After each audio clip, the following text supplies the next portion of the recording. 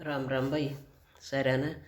तो भाई पहले वाली वीडियो में मैंने बताया था भी राजा शांतनु कैसे धरती पर आए थे और माँ गंगा कैसे आई थी, दोनों को श्राप लग गया था। और कल मैंने एक गलती से ये बोल दिया था, मैंने 7 पुत्रों को जन्म दिया, सॉरी मैं मतलब 8 पुत्रों को जन्म दिया था, 8वां बस ये 8 वसु थे जिन्हें उसको जन्म दिया था। तो वहाँ से वो चल पड़े दोनों। तो महाराजा शांतनु तो पति के घर में पुत्र रूप में पैदा हो गए। माँ गंगा आज्ञा चाली आवे थी, उसने ये 8 वसु मिल गए राम है।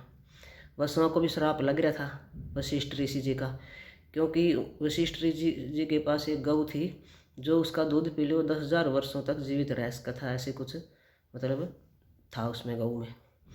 तो उसने फिर सोचा भी, उसकी पत्नी ने देख ली वह गऊ, तो उसने बोला इस गऊ को तो उनका मेरी एक सखी है उसका अंदर दूध चाहिए, मैंने उनका ले 40 ने।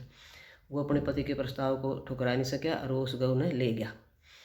तो ले गया तो वशिष्ठ ऋषि बोले भी आप मेरी गऊ को वापस करिए, तो उनने मना कर दी। बल्कि बुरी भावना नहीं थी उनके मन में, भी कोई बुरी भावना थी, उन्हें ना कुछ गुस्सा किया, बस उस अपनी पत्नी की बात माननी थी उन्हें। तो वो ले गए। तो फिर उसने वशिष्ठ ऋषि ने श्राप दिया उसका, बिता मृत्यु लोक में जन्म लियोगे।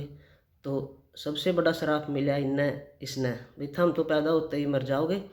और ये 2 नामक जो वसु था ये भी संपिता माँ के रूप में पैदा हुआ था। तो ये गंगा मैया तो बोले, हे माता आप देवी हैं, जगत जननी हैं, पवित्र हो माँ, मैं आपकी कोख से जन्म लेना चाहवा और हमारा उद्धार आप करो। भी गंगा माता बोली भी तुम तो सातों न मैं जल में फेंक दूंगी जब पैदा होते ही तुम्हारे श्राप उतारने के लिए, लेकिन ये जो 2 नाम का वसु है इसको तो ज़्यादा दिन तक धरती पर रहना पड़ेगा, इसको कठिन श्राप है। तो वो चल पड़े।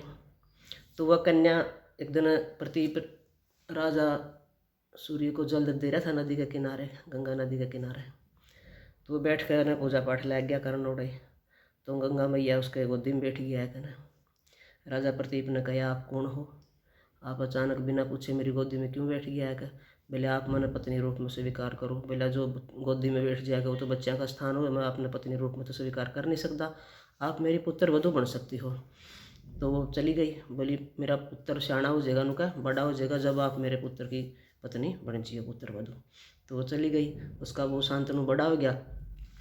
तो उसने कहा भाई बेटा अगर आपको गंगा के किनारे कदे घूमते कारण अचानक कोई स्त्री मिला तो उसने अपनी पत्नी रूप में स्वीकार कर ली, क्योंकि राजा प्रतीप को तो पता था।